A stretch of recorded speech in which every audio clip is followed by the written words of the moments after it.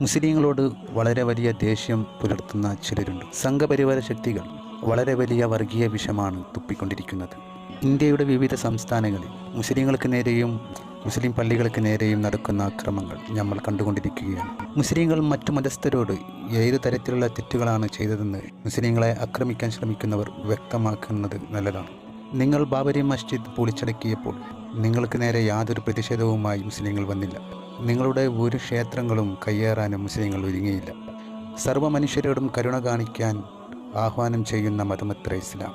പിന്നെങ്ങനെ മുസ്ലിങ്ങൾ മറ്റു മതസ്ഥരെ ദ്രോഹിക്കാൻ ഒരുങ്ങും?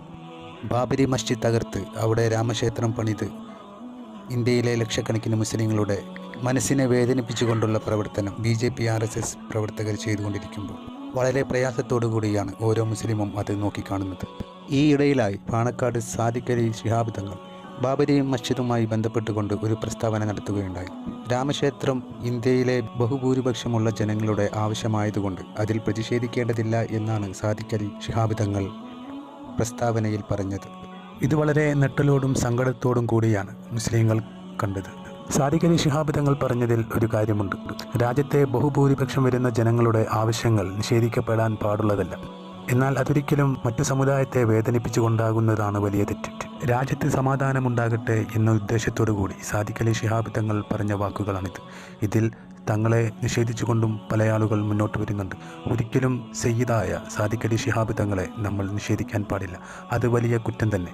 അവർ എന്ത് അബദ്ധം കാണിച്ചാലും അവർക്ക് ബുദ്ധിക്ക് ലെവലില്ലെങ്കിലും അവരുടെ ശ്രേഷ്ഠത കുറയുന്നതല്ല. അഹ്ലുബൈത്തിനെ നാം സ്നേഹിക്കണേ, അത് വാജിബ നമുക്കൊക്കെയും. ഇന്ത്യയിൽ എവിടെയും ഒരു ക്ഷേത്രം കയ്യേറി അത് പൊളിച്ച് മസ്ജിദാക്കിയ ചരിത്രം ഇല്ല. പല ക്ഷേത്രങ്ങളും മസ്ജിദായതിൻ്റെ പിന്നിൽ തന്നെ പല കഥകളും ഒളിഞ്ഞിരിപ്പുണ്ട്.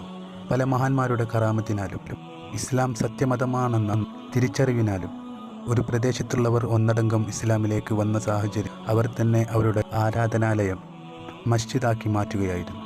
അതിൽ പ്രതിഷേധിക്കാൻ ആരുമില്ലാത്തത് തന്നെ അവർ ഒന്നടങ്കം ഇസ്ലാമിലേക്ക് എത്തി എന്നതാണ്.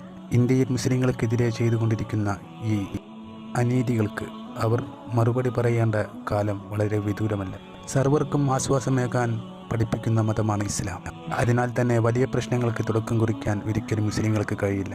അതുകൊണ്ട് തന്നെയാണ് ഇത്തരം വർഗീയവാദികൾ മുസ്ലിം പള്ളികൾക്ക് നേരെ തിരിഞ്ഞിരിക്കുന്നത്. ഇപ്പോൾ ഗാൻവാപ്പിയിലും 600 വർഷങ്ങൾ പഴക്കമുള്ള മസ്ജിദാണ് പൊളിച്ച് അമ്പലമാക്കാൻ ശ്രമിക്കുന്നത്. തീർച്ചയായും ഇങ്ങനെ ചെയ്യുന്നവർക്ക് ഏകനായ റബ്ബിൻ്റെ മുമ്പിൽ ഒരിക്കലും ഒഴിഞ്ഞു മാറാൻ കഴിയില്ല. തീർച്ചയായും ഇതിനുള്ള ശിക്ഷ നിങ്ങൾക്ക് വന്നെത്തും. രാജ്യത്തെ ബഹുഭൂരിഭാഗം ജനങ്ങളും ആദരിക്കുന്ന ബഹുമാനിക്കുന്ന ശ്രീരാമക്ഷേത്രം അതൊരു യാഥാർത്ഥ്യമാണ്. അത് രാജ്യം അതിൽ നിന്ന് നമുക്ക് പുറകോട്ട് പോകുവാൻ സാധിക്കുകയില്ല. അത് രാജ്യത്തെ ബഹുഭൂരിപക്ഷം വരുന്ന സമൂഹത്തിന് ആവശ്യമാണ്.